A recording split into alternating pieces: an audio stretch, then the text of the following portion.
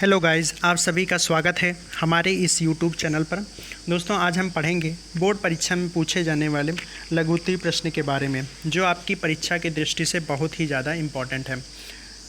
और आपसे कहना है कि अगर आप कॉपी कलम नहीं लिए तो लेकर बैठ जाइए और इन प्रश्नों को नोट कर लीजिए, जिससे आप आने वाले परीक्षा में निश्चित ही अच्छे अंक के साथ सफलता प्राप्त कर सकें। तो चलिए दोस्तों, वीडियो को स्टार्ट करते हैं। परीक्षा में पूछा जाता है अम्लों के भौतिक गुण क्या होते हैं, इनके रासायनिक गुण क्या हैं, इसके बारे में लिखिए। तो चलिए पढ़ते हैं एक एक करके। सबसे पहले है अम्लों के भौतिक गुण। भौतिक गुण क्या होते हैं, चलिए देखते हैं। अम्ल नीले लिटमस को लाल करता है तथा स्वाद खट्टा होता है। अम्ल जो होता है वो क्या कर देता है, नीले लिटमस को लाल कर देता है। आपने लिटमस पेपर देखा होगा, तो लिटमस पेपर अम्ल क्या करता है, नीले लिटमस को लाल कर देता है, जबकि क्षार क्या करता है, आगे हम पढ़ेंगे, जो क्षार होता है वो लाल लिटमस पेपर को नीला कर देता है। ठीक है, इसका उल्टा होता है। तो सबसे पहले हम लोग पढ़ रहे हैं अभी अम्लों के भौतिक गुण। तो अम्ल क्या करते हैं, अम्ल नीले लिटमस को लाल करता है तथा स्वाद खट्टा होता है। जो भी खट्टे स्वाद होंगे, जैसे कच्चा आम वगैरह हो गया, सिरका वगैरह हो गया, वो सब क्या कहलाते हैं, अम्ल की श्रेणी में आते हैं। ठीक है। दूसरा आता है हमारे पास प्रबल अम्ल, प्रबल संक्षारक पदार्थ हैं।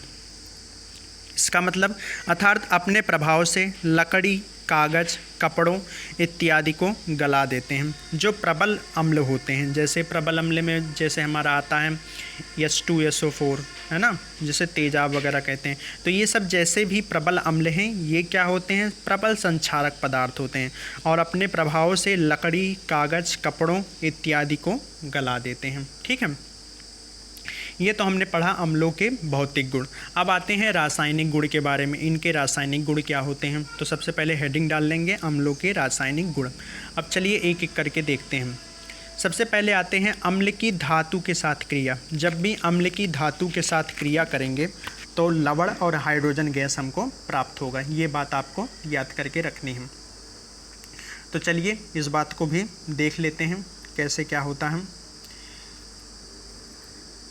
सक्रिय धातुएं अम्लों से हाइड्रोजन का विस्थापन करती हैं, जिससे हाइड्रोजन गैस निकलती है। ठीक है, जैसे अम्ल प्लस सक्रिय धातु क्या मिला, लवण प्लस हाइड्रोजन गैस। अम्ल के जब किसी धातु के साथ क्रिया कराएंगे तो हमारे पास लवण मिलेगा और हाइड्रोजन गैस मिलेगी। ठीक है, जैसे यहाँ पे अम्ल में हमारा क्या आ गया, H2SO4। धातु हमारे पास हमने जिंक ले लिया, जिसे जस्ता भी कहते हैं। जब इन दोनों की क्रिया हुई तो हमारे पास मिला ZnSO4, मतलब जिंक सल्फेट, और H2 मतलब हाइड्रोजन गैस हमको प्राप्त हुई। ठीक है, इस प्रकार से दूसरा एग्जाम्पल देखना चाहें तो क्या होता है, Fe जिसको कहते हैं आयरन। आयरन यानी कि लोहा। आयरन हमारा क्या है, लोहा। Fe + 2HCl। HCl हमारा हाइड्रोक्लोरिक अम्ल। इसका जब रिएक्शन होगा, इसकी जब अभिक्रिया होगी तो क्या मिलेगा, FeCl2 + H2। तो हाइड्रोक्लोरिक अम्ल ये Fe, और जब ये क्रिया की है तो क्या मिला, FeCl2 यानी फेरस क्लोराइड, और यहाँ पे H2 मतलब यहाँ से भी हाइड्रोजन गैस प्राप्त हुई। ठीक है, तो यहाँ से हमने पढ़ा सक्रिय धातु अम्लों से हाइड्रोजन का विस्थापन कर देती हैं, मतलब हाइड्रोजन जो होता है वो यहाँ से निकल जाता है। जैसे H2SO4 में यहाँ पे देखिए सल्फ़र के साथ में हाइड्रोजन है, लेकिन यहाँ पे क्या हुआ, हाइड्रोजन अलग हो गया, मतलब हाइड्रोजन विस्थापन कर दिया और हमें क्या मिलता है, हाइड्रोजन गैस निकलती है। यहाँ पर हमने देखा हाइड्रोजन गैस यहाँ पर निकल रही है। इसी प्रकार से हाइड्रोजन और क्लोरीन, ये मिला हमें हाइड्रोक्लोरिक। अब देखिए यहाँ पे जो हाइड्रोजन है वो क्लोरीन के साथ है। जब ये रिएक्ट करेंगे तो क्या हो गया, हाइड्रोजन का विस्थापन करती हैं, मतलब हाइड्रोजन अलग हो जाएगा। जैसे यहाँ पे देखा FeCl2, और यहाँ से जो हाइड्रोजन गैस है वो हमारी क्या हुई, निकल गई। तो इस प्रकार से ये हमने अम्लों के भौतिक और रासायनिक गुण के बारे में पढ़ा। तो उम्मीद करते हैं दोस्तों आपको यह वीडियो अच्छा लगा होगा। अगर आपको यह वीडियो समझ में नहीं आया तो आप एक बार फिर से इस वीडियो को देखिएगा, अवश्य ही आपको यह वीडियो समझ में आ जाएगा। तो चलिए दोस्तों, आज के लिए फ़िलहाल इतना ही।